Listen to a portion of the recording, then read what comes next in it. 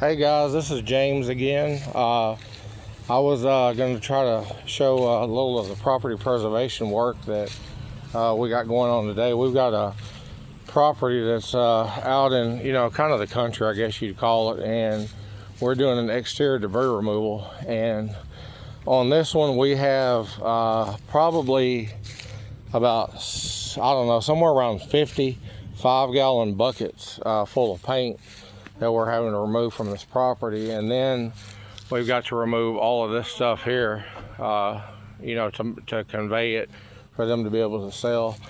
And you can see like there's junk over there, and there's a pretty good pile over there by my truck.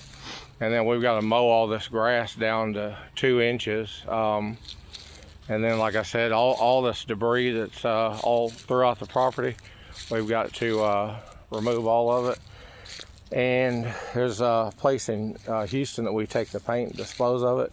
Takes hazardous waste and stuff like that, and you pay to dispose of it. But yeah, that's what we got going on today. And then tomorrow we're going to work on the inside. I'll show pictures later on another video, but somebody's gone here and torn like all the sheetrock down from the ceiling. It's all over the floors, and it's a nice looking house too.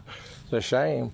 And they tore it off the walls. It looks like they were stripping some of the copper out of the house, and it's just it's a shame, some of these squatters, come in. I feel sorry for homeless people. I think everybody on the planet Earth deserves some type of place that they can call home, but when these guys come over here and just tear places up, and usually 9 times out of 10 it's teenagers, but sometimes it's older folks, and sometimes you have to use your own judgment on how to handle the situation when you catch them at a property.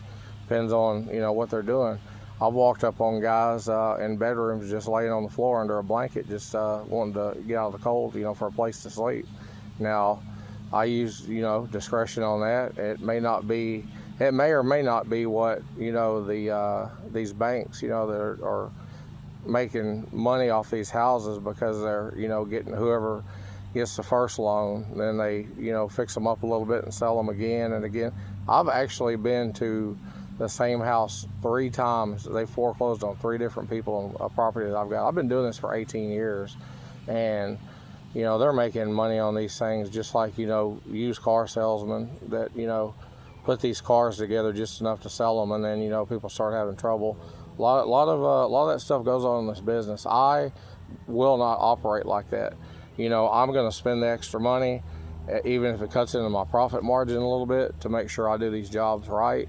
And when the people come up and ask me, hey, how's the house? We automatically, I know about the HVAC, the plumbing, electrical, and foundation, and whether or not it's in a flood zone.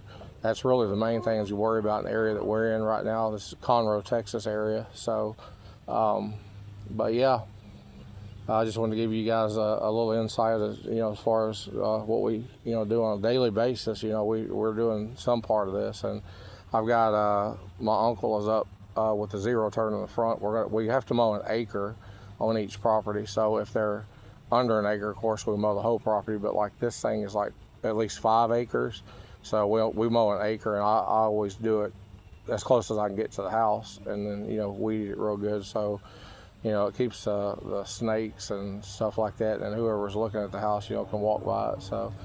But anyway, I just wanted to give you guys a little insight. I'll make another video of the interior and how they tore it up and stuff a little later on. But all right, peace out, much love, and I appreciate you guys tuning into our videos. All right, thank you.